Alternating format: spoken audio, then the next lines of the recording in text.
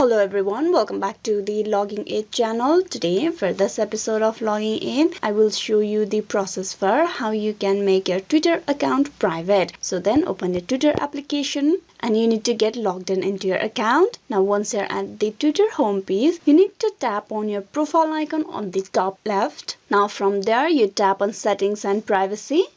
Now inside setting and privacy, you tap on privacy and safety. Tap on it. There on the first, you can see the option of protect your tweets. Now if you tap on the toddler will move to the right side. With this, your tweets or the Twitter account will get private.